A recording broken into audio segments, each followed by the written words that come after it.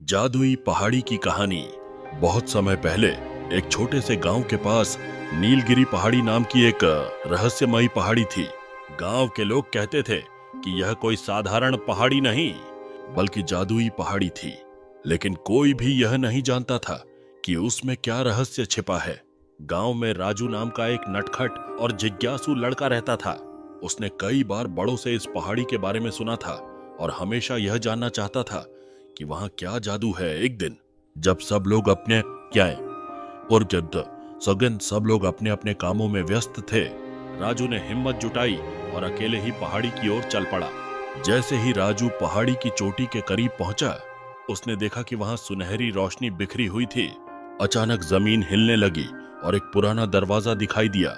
राजू ने धीरे से दरवाजा खोला और अंदर चला गया। उसे अंदर एक सुंदर जादुई बगीचा मिला जहां पेड़ हीरे और मोती से लदे थे और एक झरना चांदी की तरह चमक रहा था। तभी एक बूढ़े साधु वहां प्रकट हुए और बोले, बेटा, यह पहाड़ी केवल सच्चे और अच्छे लोगों को ही अपना रहस्य दिखाती है। यहाँ का खजाना केवल उन्हीं के लिए है जो इसे दूसरों की भलाई के लिए उपयोग करेंगे। साधु ने राजू को एक चमकता हुआ पत्थर दिया और कहा, अगर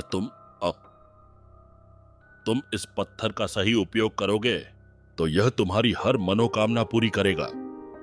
राजू बहुत खुश हुआ, लेकिन उसने सोचा, अगर मैं इस पत्थर से सिर्फ अपने लिए धन मांग लूं तो यह स्वार्थ होगा। मुझे इसे अपने गांव के लिए उपयोग करना चाहिए।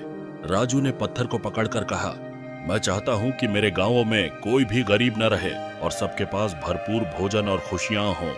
राजू की नीयत को देखकर पहाड़ी और चमकने लगी। अचानक गांव में सोने की वर्षा होने लगी और वहां के खेत हरी भरी फसल से भर गए।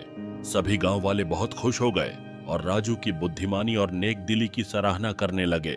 साधु मुस्कुराए और बोले, तुमने लालच को नहीं अपनाया, इसलिए अब यह जादुई पहाड़ी तुम्हारी हमेशा मदद करेगी। सीख, सच्चाई, नेक दिली और परोपकार हमेशा हमें बड़े से बड़ा इनाम दिला सकते हैं।